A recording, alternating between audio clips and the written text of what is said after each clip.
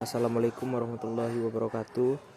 Kami dari kelompok 4 di sini akan mempresentasikan atau menjelaskan penggunaan teknologi membran pada pengolahan air limbah industri kelapa sawit.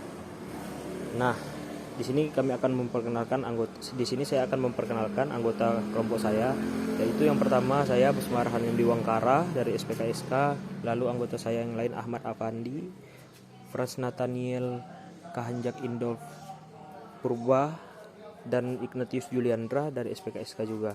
Di sini materi pertama di sini adalah metode pengolahan limbah. Metode pengolahan limbah yang digunakan adalah pengolahan limbah secara fisik, kimia, dan biologi atau kombinasi untuk mengatasi pencemaran. Sehingga limbah cair yang berasal dari industri ini sangat bervariasi serta tergantung dari jenis dan besar kecilnya industri. Pada saat ini umumnya industri melakukan pengolahan limbah cair secara kimia, yaitu proses koagulasi atau bekulasi, sedimentasi, dan secara flotasi dengan menggunakan udara terlarut, serta pengolahan limbah cair serta secara biologi, yaitu proses aerob dan proses anaerob.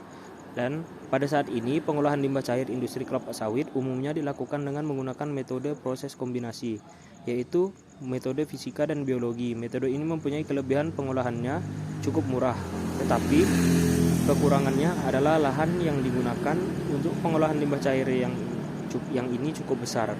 Tetapi bagi industri yang mempunyai lahan terbatas karena proses di atas sulit dilakukan, untuk membantu industri yang mempunyai keterbatasan lahan, maka kami mencoba untuk menggunakan teknologi membran dalam pengolahan air limbah industri kelapa sawit.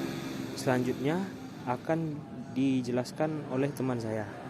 Baik, saya akan melanjutkan penjelasan dari teman saya, yaitu teknologi membran. Teknologi membran memiliki beberapa keunggulan dibandingkan dengan proses lain. Antara lain, pemisahan dapat dilakukan secara kontinu, konsumsi energi umumnya relatif lebih rendah, proses membran dapat mudah digabungkan dengan proses pemisahan lainnya.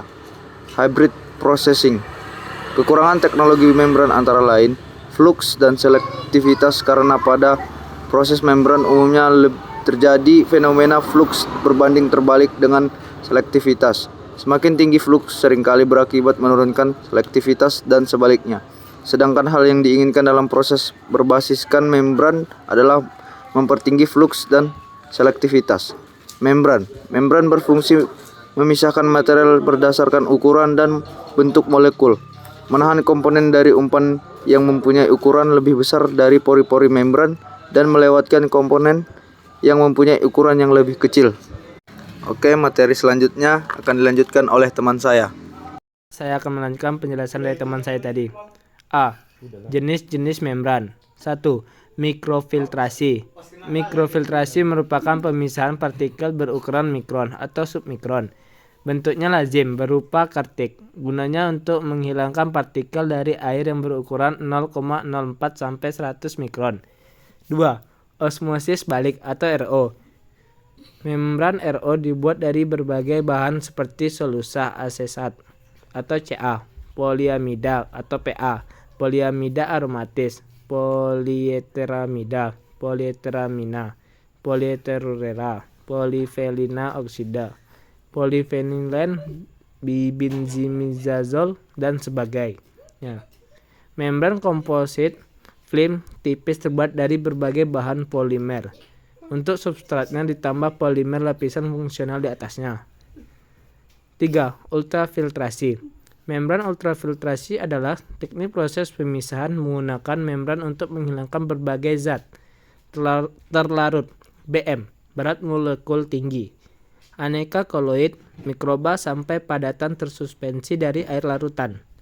Membran semipermeabel dipakai untuk memisahkan makromolekul dari larutan. Ukuran dan bentuk molekul terlarut merupakan faktor penting. Nanofiltrasi. Proses nanofiltrasi merejeksi kesadahan, meninggalkan bakteri dan virus, menghilangkan warna karena zat organik tanpa menghasilkan zat kimia berbahaya, seperti hidrokarbon terklorisasi. Nanofiltrasi cocok bagi air padatan total terlarut rendah, dilunakkan dan dihilangkan organiknya. B. Faktor-faktor yang mempengaruhi kinerja membran. Yang pertama ada ukuran molekul, kemudian bentuk molekul, bahan membran, karakteristik larutan, dan yang terakhir ada parameter operasional. Kesimpulan. Pengolahan air limbah menggunakan kombinasi anaerob membran RO menghasilkan F-fuel yang dapat memenuhi baku mutu air limbah, tetapi belum memenuhi standar mutu air minum terutama untuk warna. Yang kedua, ada pengolahan air limbah menggunakan kombinasi anaerob-aerob membran RO menghasilkan F-fuel yang memenuhi persyaratan air minum, tidak berwarna sehingga dapat di-recycle lagi untuk proses produksi. Dan yang terakhir, ada pengolahan air limbah dengan menggunakan membran keramik menghasilkan F-fuel yang dapat memenuhi persyaratan mutu air limbah tetapi belum memenuhi standar mutu air minum.